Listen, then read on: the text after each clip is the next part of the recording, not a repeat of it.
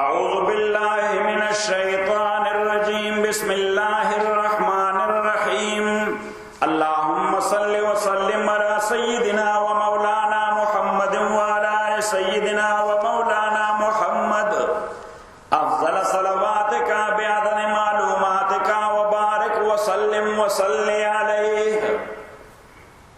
سو رات ہم یہ تذکرہ کر رہے تھے کہ جب خلفائے بنی امیہ اور خلفائے بنو عباس اگرچہ وہ مذہبی لوگ تھے لیکن وہ still they were human and they were not from تابعین اور اتباع التابعین. Yes, and Prophet صلی اللہ علیہ وسلم نے کہہ دیا, رسول پاک صلی اللہ علیہ وسلم نے فرمایا کہ زمانوں میں بہترین زمانہ میرا ہے, پھر جو اس کے بعد ہے, پھر جو اس کے بعد ہے, اس کے بعد جھوٹ کا دور ہوگا. تو 3 زمانوں کا تذکرہ کر دیا, ایک صحابہ کا زمانہ, ایک تابعین کا زمانہ, ایک تبع تابعین کا زمانہ, کہ یہ 3 جنریشن یہ 22 لوگ ہیں. فرمایا اس کے بعد کیا ہوگا؟ جھوٹ.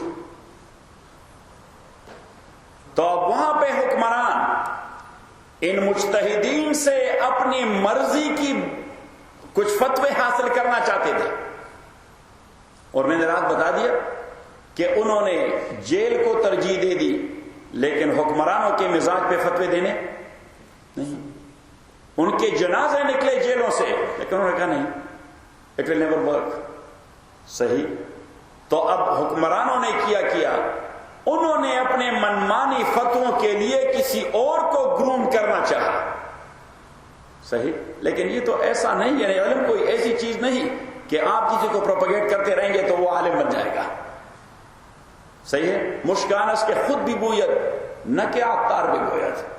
فارسی میں کہتے ہیں کہ عطر وہ ہے جو خود اپنی ایکسپریشن کروا دے, یہ نہیں کہ عطاری اس کی صفات بیان کرے گا کہ یہ جو عطر ہے یہ ایسا ہے, یہ ایسا ہے, یہ ایسا ہے, یہ ایسا ہے, مجھے دے دے, میں اسمیل کر دوں, اور آپ نے اسمیل کر دے تو اسمیل نہیں, تو بھائی یہ واپس رکھ دیں. آپ کی تقریر نے میرا کچھ نہیں بگاڑا. واضح میں آ گئی. تو اب جب اس قسم کے نام نہاد قسم کے مفتیان کو انہوں نے گروم کرنا چاہا, تو وہاں پہ میں نے رات بتا دیا کہ ان علماء نے کیا وضع کر دیے. نمبر 1 اجتہاد کے اصول وضع کر دیے.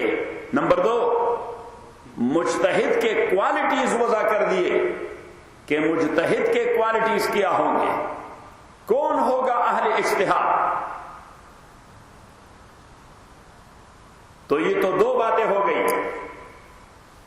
پھر انہوں نے فقہ کو مرتب کر دیا. کس چیز کو؟ فقہ کو مرتب کر دیا.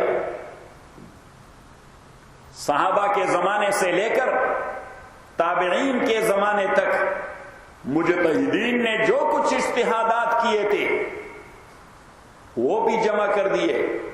جو کچھ نئے مسائل پیدا ہو رہے تھے یا جن کا تصور ہو سکتا تھا, تو وہ بھی امام ابو حنیفہ رحمۃ اللہ علیہ اور اس کی کونسل نے 12.5 لاکھ مسائل جمع کر لیے ہیں. بہت بڑا ذخیرہ ہے. کتنا؟ 12.5 لاکھ, 12,50,000 مسائل.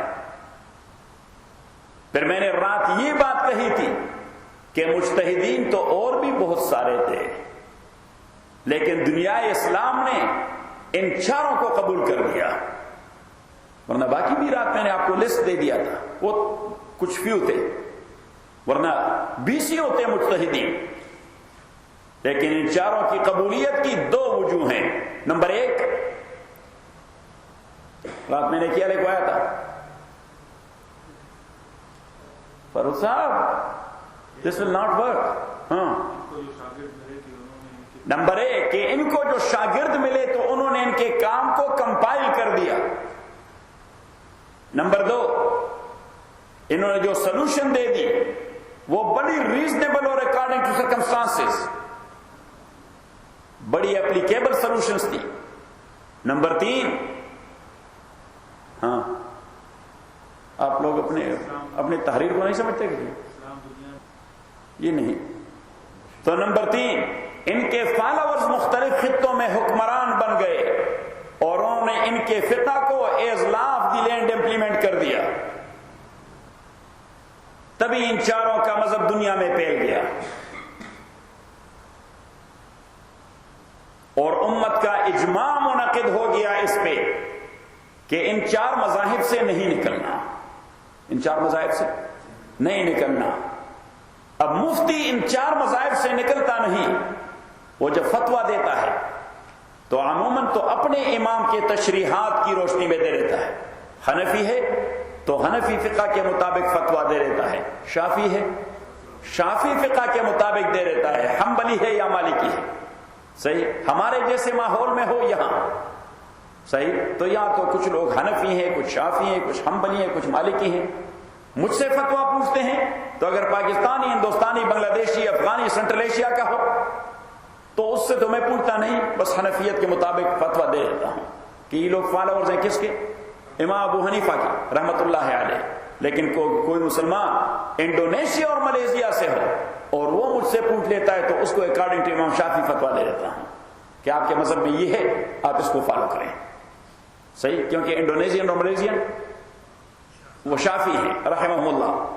کوئی افریقن مسلمان پوچھ لیتا ہے تو میں اس کو امام مالک کے مذہب کے مطابق فتویٰ دے دیتا ہوں کہ according to Imam Malik it will work like this. کوئی سعودین پوچھ لیتا ہے تو اکارڈنگ ٹو احمد ابن حنبل فتویٰ دے دیتا ہوں کہ امام احمد ابن حنبل اسی کی تشریح یہ ہے، صحیح، بازی میں آ گئی۔ اب حالات کے مطابق اگر کوئی مسئلہ معاشرے سے متعلق ہو، کسی انڈیویجول سے نہیں، کس سے؟ معاشرے سے، تو وہاں پہ ایز اے حنفی اگر امام ابو حنیفہ کا مسئلہ وہ زیادہ اپلیکیبل ہے تو ہم بتا دیتے ہیں کہ یہی ہے حل اس مسئلے کا، یہی ہے۔ لیکن اگر وہ زیادہ اپلیکیبل نہیں اکارڈنگ ٹو سرکمسٹانسز تو ان چاروں میں جس کسی کا مسلک وہ زیادہ ریزنیبل ہو تو اسی کے مطابق فتویٰ دے دیتے ہیں۔ گاٹ اٹ، ناٹ اٹ اور باٹ اٹ؟ یس، لے لیا آپ نے کہ نہیں؟ وہ تو جاہل لوگ ہیں، جاہل سے ہمارا کوئی تعلق نہیں۔ تو ابھی آیت کو دیکھیں، آیت نمبر 170۔ وَإِذَا قِيلَ لَهُمْ، اور جب کہا جاتا ہے ان سے، اتَّبِعُوا مَا أَنزَلَ اللَّهُ، کہ اتباع کرو اس کا جو نازل کر دیا اللہ تعالیٰ نے، قالوا، وہ کہہ دیتے ہیں، بل نتبعوا، بلکہ ہم اتباع کرتے ہیں، ما اس چیز کا، الفینا کے پایا ہے ہم نے، علیہ اس پر، آبانا اپنے آبا و اجداد کو۔ تو میں نے کہا کسٹمز اور کلچر، کہ وہ لوگ کہتے ہیں کہ ہم کس چیز کو فالو کریں گے؟ کسٹم اور کلچر کو۔ تو اللہ کریم فرماتے ہیں ٹھیک ہے کسٹم اور کلچر، لیکن اگر اس میں نہ عقل ہے اور نہ ہدایت ہے، تو اگر اس کسٹم اور کلچر میں نہ عقل مندی کی کوئی بات ہے اور نہ ہدایت کی کوئی بات، اولو کان آباؤہم لا یعقلون شیئا، اگرچہ تھے ان کے باپ دادے کہ ان کو سمجھ نہیں تھی کسی چیز کی، ولا ہم یہتدون، اور نہ وہ ہدایت پانے والے تھے، تو اللہ کریم فرماتے ہیں پھر بھی ان کے رواج کو فالو کریں گے جو خالص جہالت پہ مبنی ہے۔ تو میں نے اس لیے آپ کو کسٹمز کو کیٹیگرائز کر دیا تھا کہ حضور نے بھی کسٹم کو کیٹیگرائز کر دیا 3 انواع میں، جو ٹوٹلی اوکے تھے حضور نے ایز اٹ از رکھ دیے، جو ٹوٹلی خراب تھے حضور نے فرام ڈے 1 اس کو ڈیمالش کر دیا، جو پارشلی گڈ اور پارشلی بیڈ تھے حضور نے اس کی اصلاح کر دی، صحیح۔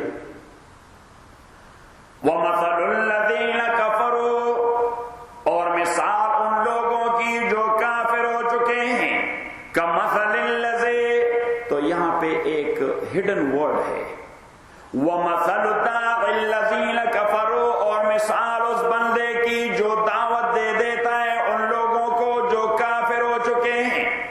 رسول پاک صلی اللہ علیہ وسلم اسی سے اللہ کریم فرما دیتا ہے کہ آپ کی مثال ان کافروں کے ساتھ ایسی ہے، ان کافروں کے ساتھ ایسی ہے جیسا کہ کوئی بندہ بیڑ اور دمبے کو تقریر کرنا شروع کر دے، جیسا کوئی بندہ، تو بیڑ دمبے کو سمجھ آ جاتی ہے، بینچ کے آگے بین بجانا، صحیح، تو آپ بجاتے رہیں لیکن ان کے پلے کچھ نہیں پڑے گا، آپ اپنی ڈیوٹی کرتے رہیں۔ وَمَثَلُ الَّذِينَ، اور مثال اس بندے کی جو دعوت دیتا ہے ان کو جو کافر ہو چکے ہیں، كَمَثَلِ الَّذِي، اس بندے کی طرح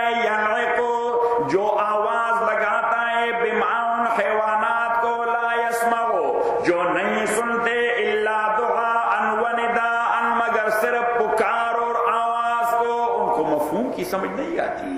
ہاں آواز تو وہ سنتے رہتے ہیں لیکن الفاظ کی کوئی سمجھ ان کو آتی ہے؟ آپ نے ایک اچھی تقریر کر دی بینسوں کے ریول کے سامنے، صحیح، تو ان کے کان ہیں وہ سنتے ہیں، ان کے کان ہیں وہ لیکن ان کا عقل بھی ہے جو سمجھتے بھی ہیں. ذرا زور سے. ہاں فلاسفہ کہتے ہیں کہ تھوڑی عقل سارے حیوانات میں ہے. تھوڑا عقل جس کو حیوانی عقل کہتے ہیں. کیا کہتے ہیں؟ حیوانی عقل، جس کو ہم تعبیر کرتے ہیں شعور سے. جس کو ہم کیا کہتے ہیں؟ شعور سے. کہ شعور والا عقل حیوانات میں ہے تبھی تو وہ مالک کی پہچان کرتے ہیں. تبھی تو وہ کیا کرتے ہیں؟ مالک کی پہچان کرتے ہیں. کتا اپنے مالک پہ نہیں دوڑتا، کسی اور پہ دوڑ پڑتا ہے. صحیح ہے. ایون شیر وہ اس دن ٹی وی پر دکھا رہے تھے، ایک آدمی ہے وہ اس نے 7 شیر پالے ہوئے ہیں اور وہ شیروں کے ساتھ کھیلتا رہتا ہے. کبھی شیر نیچے وہ اوپر، کبھی وہ نیچے شیر اوپر. صحیح. تو یہ وہی حیوانی عقل ہے. کیا ہے؟ لیکن حیوانی عقل کا کوئی پتہ نہیں لگتا کہ کس وقت اس کی سوئی گھوم جائے. صحیح. اور سوئی گھوم جائے تو صحیح. ہمارے انسانوں میں بہت سارے ایسے ہیں کہ ان کی سوئی گھوم جاتی ہے تو آپ کہیں گے کہ یار یہ اس بندے کو کیا ہو گیا. صحیح. تو اب پتہ لگ جاتا ہے کہ وہ انسانیت سے زیادہ حیوانیت سے متاثر ہے. اللہ کریم ہمیں انسان بنا دے. ہمارے شیخ مرحوم فرمایا کرتے تھے نبی پاک صلی اللہ علیہ وسلم دنیا میں آئے انسانوں کو انسان بنانے کے لیے، انسانوں کو انسان بنانے کے لیے. تو جو اس کے ساتھ شامل ہوئے دل اور قلب و جگر سے اس کا ساتھ دے دیے وہ انسان بن گئے. جنہوں نے مخالفت کی تو حیوان بھی نہیں، حیوان سے بدترین ہو گئے. اللہ کریم نے فرمایا وَلَا بَلْ هُمْ أَضَلُّ، یہ چوپایوں سے بھی بدتر ہوگی. اللہ کریم ہمیں انسان بنا دے، ہمیں انسان بنا دے. وَمَثَلُ الَّذِينَ، اور مثال اس بندے کا جو پکارتا ہے یعنی دعوت دیتا ہے ان کو جو کافر ہو چکے ہیں، کَمَثَلِ الَّذِي، اس بندے کی طرح يَنْعِقُ جو آواز دیتا ہے، بِمَا ان حیوانات کو، لا يَسْمَعُ جو نہیں سنتے، إِلَّا دُعَاءً مگر صرف پکار کو، وَنِدَاءً اور صرف آواز کو. اور اس کا مفہوم ان کی سمجھ میں نہیں آتا، ان کا مفہوم ان کی سمجھ میں نہیں آتا. اب اللہ کریم نے تشبیہ سے واضح کر دیا کہ کافر ان کے کان سننے کے تھے، ان کی آنکھیں دیکھنے کی تھیں، لیکن اللہ کریم فرماتے ہیں کہ ان کی زبانیں بولنے کی تھیں. صحیح. لیکن کہتے اس سننے کا کیا جس پر کوئی عمل نہ ہو، اس دیکھنے کا کیا جس سے کوئی عبرت نہ پکڑے، اس بولنے کا کیا جس کا کوئی فائدہ نہ ہو. صحیح. تو اللہ کریم اب بولتے تو حیوان بھی ہیں، بینچ بھی باں کرتا ہے، بیل بھی بولتا ہے، وہ بھی کرتا ہے باں. صحیح. تو اللہ کریم فرماتے ہیں کہ سمن یہ بیرے ہیں، بکمن یہ گونگے ہیں، عمیون یہ اندھے ہیں. جس طرح ہم کہتے ہیں عقل کا اندھا ہے، یہ کیا ہے؟ عقل کا اندھا ہے، یہ عقل کا گونگا ہے، یہ عقل کا بہرا ہے. اس کے پلے بات نہیں پڑتی، اس کے پلے. سمن یہ بیرے ہیں، بکمن یہ گونگے ہیں، عمیون یہ اندھے ہیں، فہم لا یعقلون لہذا ان کو عقل نہیں آتی، ان کو سمجھ نہیں ہے. فہم لا یعقلون، ان کو تو پتہ لگ گیا کہ انسان کا اصل کمال اس کے کان میں، اس کی زبان میں، اس کی آنکھوں میں نہیں، اس کے عقل میں ہے. اس کے کان، اس کے عقل میں ہے. انسان کی پہچان اور شناخت اس کا عقل ہے، اس کا عقل ہے. ادروائز ابو جہل اس کو اللہ کریم حیوان سے بدتر نہ قرار دیتا، کیونکہ اس کی آنکھیں بھی بڑی دیکھنے والی تھی، اس کی زبان وہ تو ایسا مقرر تھا یا سبحان. لیکن اللہ کریم نے فرمایا انعام بل مضر، یہ چوپایوں سے بدتر ہے، اس لیے کہ اس کا عقل کام نہیں کر رہا تھا، اس کو حق کی سمجھ نہیں آ رہی تھی.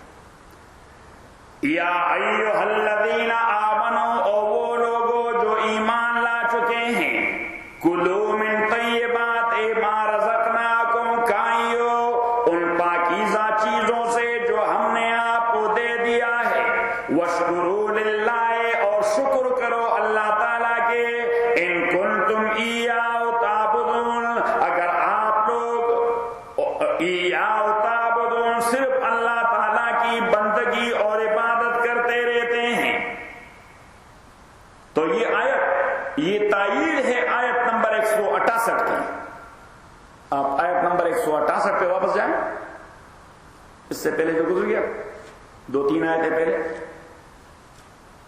کہ یا ایھا الناس، او لوگو، دیکھ لیا، دیکھا کہ نہیں؟ کلو کھائیو مما، اس چیز سے، فی الارض جو زمین کے اندر ہے، حلالا طیبا، حلال اور پاکیزہ. وہاں پہ دو لفظ کہہ دیا، حلال اور پاکیزہ، اور یہاں کہہ دیا کلو من طیبات ما رزقناکم، کہ آپ کھائیے ان پاکیزہ چیزوں سے جو ہم نے آپ کو دے دیا ہے، جو ہم نے آپ کو دے دیا ہے. تو اب کھانے کی چیزوں میں دو صفات لازمی ہیں. نمبر ایک کہ وہ پاک ہو، اور نمبر دو کہ وہ حلال ہو. نمبر ایک کہ وہ پاک ہو، اور نمبر دو کہ وہ حلال ہو. اب کچھ چیزیں ہوگی پاک لیکن حلال نہیں ہوں گی. چیزیں ہوں گی کیا؟ پاک لیکن حلال نہیں ہوں گی. یعنی مثلا اگر آپ نے کیا ایک ایسے حیوان، مثلا ڈنکی، کیا ڈنکی یا لائن یا کیوٹی یا جو کچھ بھی ہے، صحیح، وہ بڑے بالوں والا کتا، صحیح، اس کو ذبح کر دیا. کیا کر دیا؟ ذبح کر دیا. شرعی ذبح جو ہوتا ہے بسم اللہ اللہ اکبر، صحیح. تو امام ابو حنیفہ رحمۃ اللہ علیہ کے نزدیک اس کے چمڑے کا استعمال جائز ہو جاتا ہے. اس کے چمڑے کا استعمال جائز ہو جاتا ہے. وَكُلُّ إِهَابٍ إِذَا دُبِغَ فَقَدْ طَهُرَ إِلَّا جِلْدُ الْخِنزِيرِ وَالْعَظْمِ. دنیا کے جتنے سارے حیوانات ہیں، ذبح سے یا ٹیننگ سے، یا پھر کیا مسئلہ، ذبح سے یا ٹیننگ کہتے ہیں. ٹینری میں سکن کو کیا کرتے ہیں؟ ٹین کرتے ہیں، اس کو ٹیننگ کہتے ہیں. اس کارخانے کو ٹینری کہتے ہیں. تو ذبح سے یا ٹیننگ سے ہر حیوان کا چمڑا قابل استعمال ہو جاتا ہے. بڑے بالوں والے کتے کو آپ نے یا ذبح کر دیا یا اس کے چمڑے کو ٹین کر دیا. اس کو یا ذبح کر دیا یا پھر اس کے چمڑے کو ٹین کر دیا. تو پرانے زمانے میں نیچرل ٹیننگ ہوا کرتی تھی، اب کیمیکل ٹیننگ ہوتی ہے.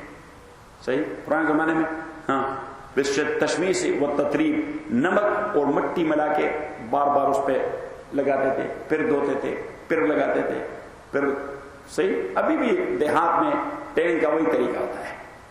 یہ عید الاضحیٰ میں جو چمڑے لے لیتے ہیں تو اس کو بدبو سے محفوظ کرنے کے لیے کیا کرتے ہیں؟ نمک ڈالتے ہیں. آپ نے دیکھا ہے کہ نہیں؟ نہیں دیکھا. دیکھا ہے آپ نے؟ ہاں، نمک ڈال دیتے ہیں. تو ٹیننگ کا اپنا ایک طریقہ ہوتا ہے. ٹیننگ کا اپنا ایک، ہمارے گاؤں میں ایک ساتھی تھے، وہ ہر عید الاضحیٰ میں کسی بڑے دمبے کا چمڑا میرے لیے وہ اب نیچرلی طریقے سے وہ ٹین کروا رہا تھا، مسلح بنا رہے تھے میرے لیے. اسی سے مسلح بنا رہے تھے. صحیح. تو وہ نرم بھی ہوتا ہے، جس طرح آپ فولڈ کرتے ہیں اس طرح فولڈ ہو جائے. اگر اس طرح آپ چمڑے کو رکھ دیں وہ خشک ہو جائے، وہ تو بالکل لکڑی بن جاتی ہے، وہ تو قابل استعمال نہیں ہوتی. آپ بیٹھ نہیں سکتے اس پہ. اس پہ یہ ٹیننگ سے پھر اس کی نرمی برقرار رہتی ہے، اس کی بدبو ختم ہو جاتی ہے، ناپاکی بھی ختم ہو جاتی ہے. بات سمجھ میں آ گئی؟ تو ذبح سے اور ٹیننگ سے ہر چمڑا قابل استعمال ہو جاتا ہے سوائے انسان اور سوائے پگ کے. پگ کا چمڑا وہ قابل استعمال نہیں ہوتا کیونکہ اس کی ذات نجس ہے، کیونکہ اس کی ذات نجس ہے. اور انسان کا چمڑا قابل استعمال نہیں ہوتا کیونکہ انسانیت کی توہین ہے. شریعت نے پابندی لگا دی، ورنہ لوگ تو انسانوں کے چمڑے نکال دیں، اس سے بہترین جوتے بنائیں گے.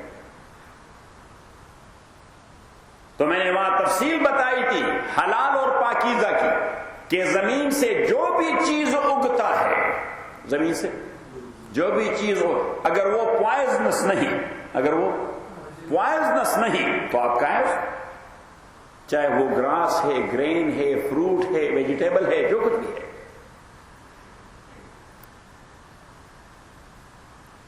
پوائزنس ہو تو وہ تو مضر ہوتا ہے، اس لیے استعمال اس کا ناجائز ہو جاتا ہے.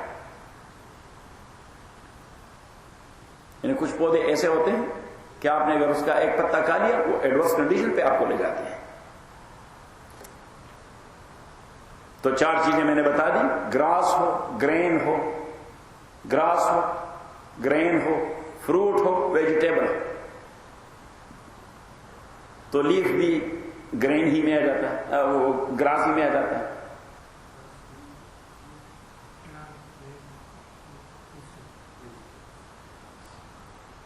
صحیح. تو اس کے لیے یہ بھی تمیز نہیں کہ وہ آپ نے خریدا ہندو سے، سکھ سے، مسلمان سے، عیسائی سے، یہودی سے، جس کا بھی گروسری اسٹور آپ وہاں سے خرید، بازن میں آگے اس کی بوائی کی ہے ہندو نے، سکھ نے، عیسائی نے، یہودی نے، مسلمان نے، فارمر اور آڑتی ہندو ہے، سکھ ہے، جو کوئی بھی ہے، صحیح۔ اور دوسری چیز وہ ہے لحوم، گوشت۔ تو گوشت دو قسم کے ہیں، گوشت ایک ہے سمندری، امام ابو حنیفہ رحمۃ اللہ علیہ کے نزدیک صرف فش فیملی الاؤڈ ہے۔ کیا الاؤڈ ہے؟ Fish family. میں مدتوں ویسے مجھے پسند نہیں، لیکن صرف حل کے لیے، جواز کے لیے میں مدتوں اس پہ یعنی ریسرچ کرتا رہا، یعنی ساتھیوں سے پوچھتا رہا، ماہرین سے، کہ شرمپ یہ فش فیملی سے ہے کہ نہیں ہے، تو فائنڈ آؤٹ کر دیا، ماہرین نے بتا دیا کہ یہ فش فیملی ہے، شرمپ۔ اور امام شافعی رحمۃ اللہ علیہ کے نزدیک آبی مخلوق میں اس کے اقوال مختلف ہیں۔ کبھی وہ کہتا ہے کہ پانی میں جو کچھ بھی پلتا پھوٹتا ہے وہ جائز ہے، کبھی وہ کہتا ہے کہ نہیں مینڈک جائز نہیں، کبھی اس کے شاگرد نقل کرتے ہیں کہ اس نے فرمایا کہ کیا مینڈک جائز نہیں، باقی جو کچھ بھی ہے جائز ہے۔ امام مالک کا مسلک ہے کہ پانی کے اندر ہوتا ہے سمندری خنزیر، جس طرح پگ ہوتا ہے خشکی میں، اس طرح ایک حیوان ہے جس کو کہتے ہیں کیا الخنزیر البحری، الخنزیر البحری، سمندری پگ۔ تو وہ فرماتے ہیں کہ وہ حرام ہے، باقی ساری چیزیں جائز ہیں۔ ایک دوسرا قول ہے امام مالک کا رحمت اللہ علیہ، وہ فرماتے ہیں کہ جس نام کا حیوان خشکی میں کانا جائز ہو، اسی نام کا حیوان اگر پانی میں ملے تو وہ بھی جائز ہے۔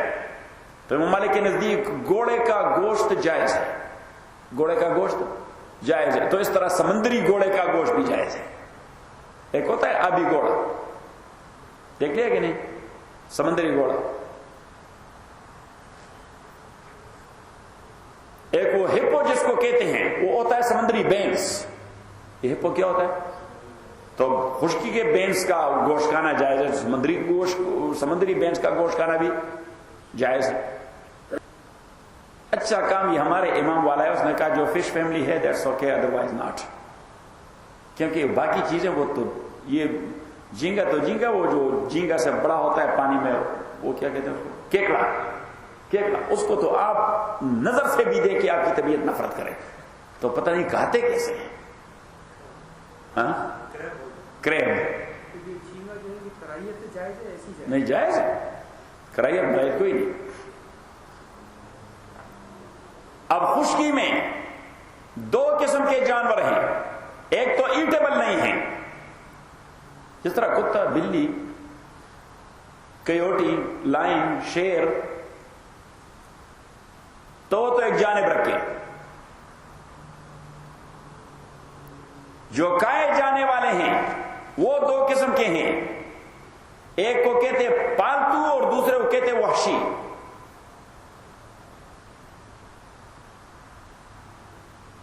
پالتو جس طرح بھیڑ، بکری، گائے، اونٹ، یہ پالتو ہوتے ہیں، لوگ گھروں میں پالتے ہیں۔ اور وحشی آپ جانتے ہیں جو جنگلوں، پہاڑوں، صحراؤں میں ہوتے ہیں، ہرن، خرگوش وغیرہ، صحیح۔ تو پالتو میں تو 4 انواع ہیں جو جائز ہیں، بکری، بھیڑ، گائے، اونٹ۔ یہ جو بھینس ہے یہ گائے کی قسم ہے، بھینس جو ہے یہ گائے کی قسم ہے۔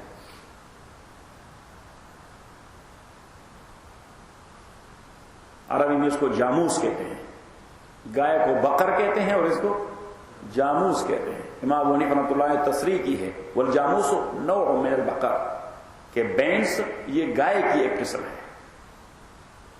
تو کسی ملک میں اس کی کراس بریڈنگ کروائی گئی ہے تو وہ گائے جو ہوتی ہیں وہ دودھ زیادہ دیتی ہیں. بینس تو کافی دودھ دیتا ہے, گائے تو اتنا دودھ نہیں دیتا, تو ان کی کراس بریڈنگ کروا دی ہے تو اس سے جو گائے نکالی ہے وہ بہت زیادہ دودھ دیتا ہے. کہتے ہیں 30 کلو اور 40 کلو دودھ دیتا ہے. صحیح پتہ نہیں بیلجیم کے کہاں پہ ہوتے ہیں.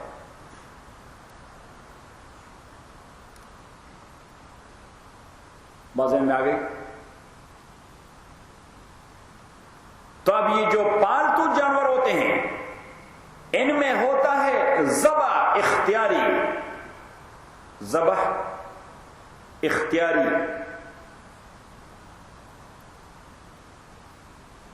تو ذبح اختیاری کے اپنے ریکوائرمنٹس ہیں.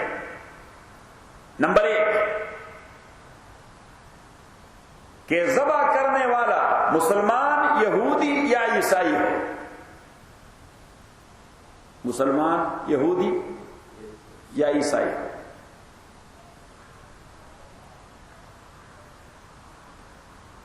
نمبر 2 ذبح حلق میں ہو. کاٹنا کہاں ہو؟ حلق میں, تھروٹ میں. اور یہ جو اس کو کہتے ہیں ایپل, یہ جو ناٹ سا ہوتا ہے نا, یہ ناٹ نہیں, یہ ناٹ. تو مسنون ذبح یہ ہے کہ اس سے نیچے ہو. مسنون ذبح یہ ہے کہ اس سے نیچے ہو, ایپل سے نیچے ہو. اس سے اوپر ہو تو سارے فقہا کے نزدیک وہ مکروہ ہو جاتا ہے. اگر یہاں اوپر کاٹ دیا بسم اللہ اللہ اکبر تو ذبح ہو جاتا ہے, لیکن وہ کام مکروہ ہو جاتا ہے. تو جس کا بس چلتا ہے امام ابو حنیفہ فرماتے ہیں وہ نہ کرے, فقراء کو دے دے. جس کا بس چلتا ہے وہ اس کو نہ کرے. وہ گائے کس کو دے دے؟ فقیروں کو دے دے, غریبوں کو تقسیم کر دے, وہ اپنے لیے دوسرا کروا دے.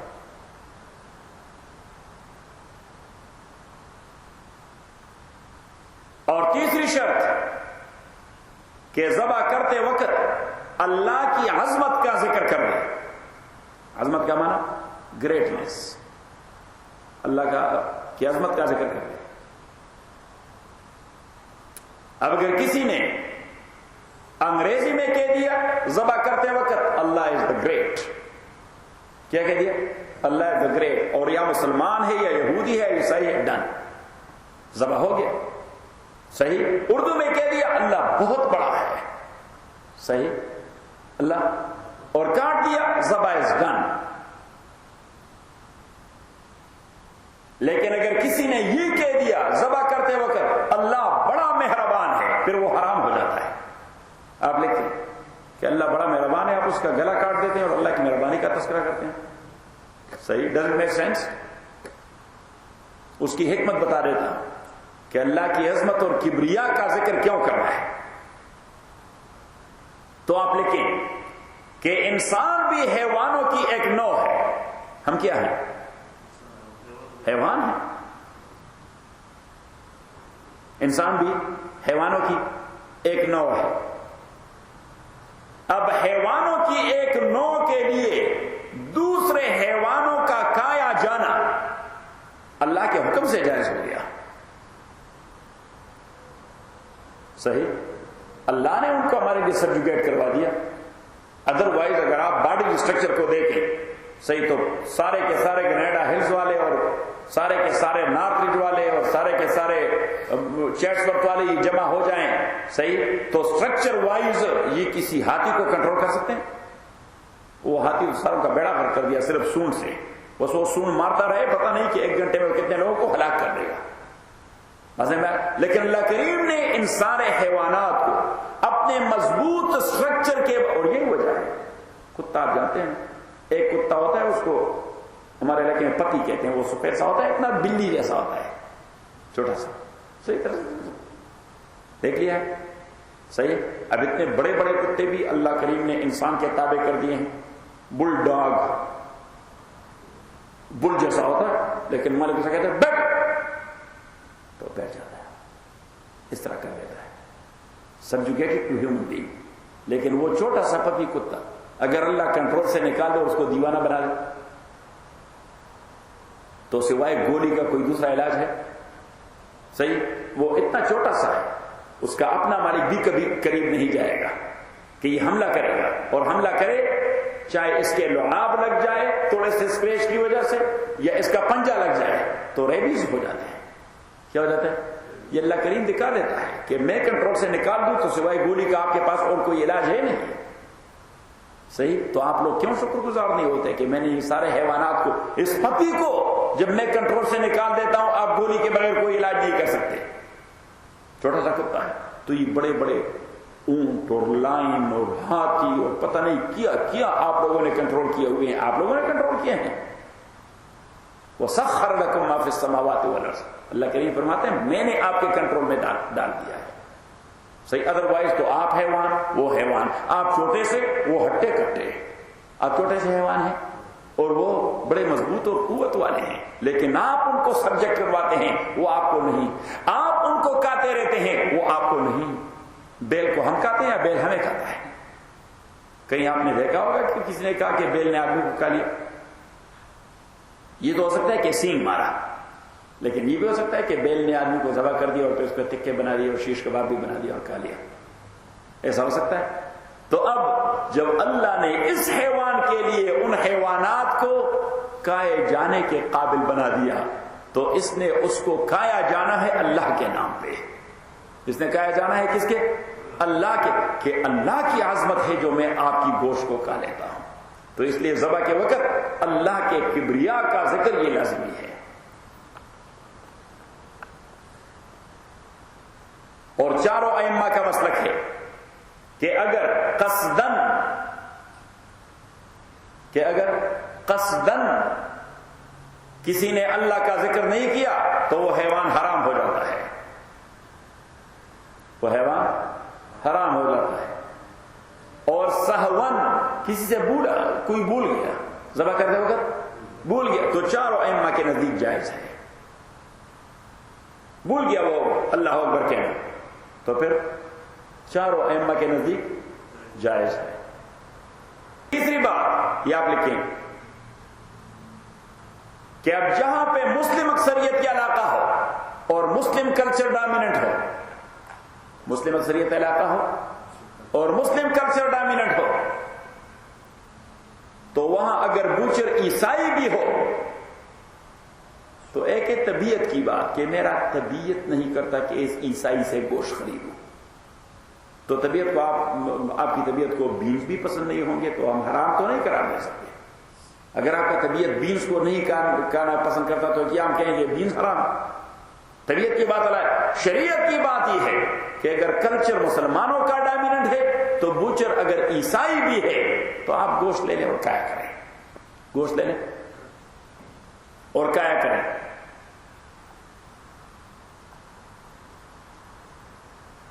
اور اگر کلچر غیر مسلموں کا ڈومیننٹ ہو تو وہاں تو مسلمان سے بھی گوشت لینا ہے تو اس سے پوچھنا ہے۔ ابھی بات ذہن میں آ گئی؟ کیونکہ ڈومیننٹ کلچر میں یہ تجربے کی بات ہے۔ مجھے دیکھیے ہمارے علاقے میں ہندو رہتے ہیں، ہمارے علاقے میں، اور ان کے بزنس ہوتے ہیں یہ الیکٹرانکس کے زیادہ تر اور کپڑوں کے، صحیح۔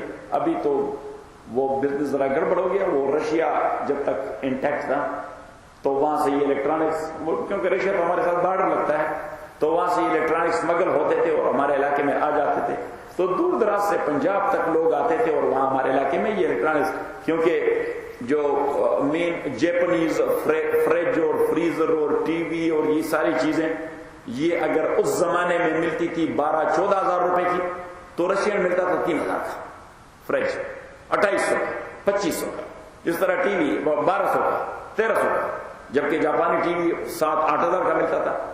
تو لوگ آتے تھے، صحیح، اور زیادہ تر کاروبار ہندوؤں کا تھا، تو اگر آپ جاتے اور ان سے کہہ رہے تھے کہ ہم اس کو سیٹ کہتے تھے اور ابھی سیٹ کہتے ہیں، یہ سیٹ تو ہے کوئی اس قسم کا فریج جس کی لمبائی چوڑائی اور 1 فٹ اتنا ہو، تو وہ کہتے ہیں کہ جی ابھی ہے تو نہیں، لیکن ہمارا مال آ رہا ہے، انشاءاللہ وہ جمعہ کے دن پہنچ جائے گا. صحیح.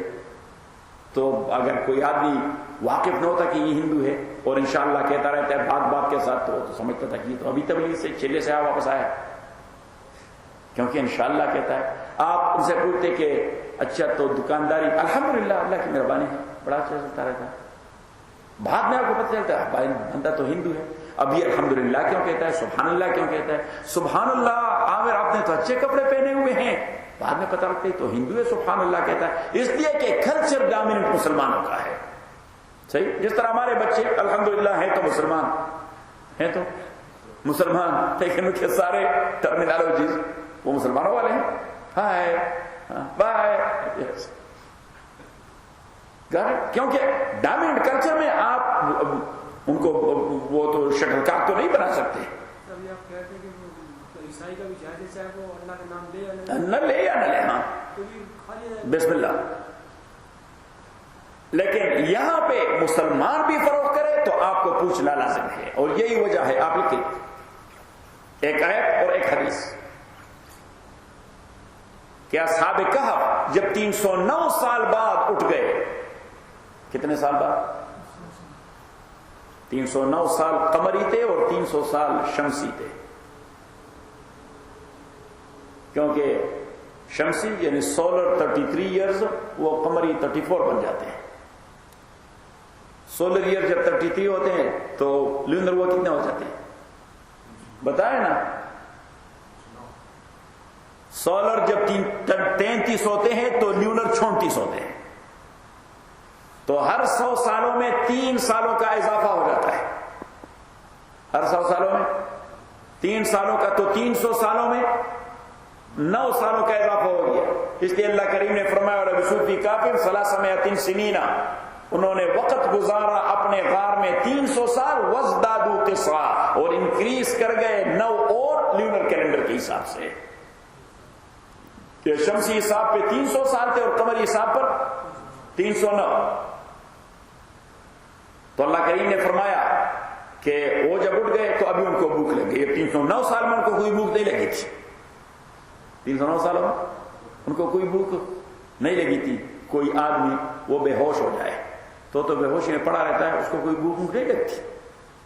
صحیح. جب وہ ہوش میں آ جائے تو پھر کہتا ہے پانی دے دو، پھر کہتا ہے کھانا دے دو. صحیح. تو ان کو اللہ نے سلایا اور بس اس طرح رکھا. 309 سال بعد جب اٹھ گئے اب ان کو بھوک لگ گئی تو انہوں نے جیب میں ہاتھ ڈالے. کچھ سکے تھے ان کے پاس چاندی کے، تو نکال لیے. تو ایک ساتھی سے کہہ دیا فَبْعَثُوا أَحَدَكُمْ بِوَرِقِكُمْ هَذِهِ إِلَى الْمَدِينَةِ فَلْيَنظُرْ أَيُّهَا أَزْكَىٰ طَعَامًا.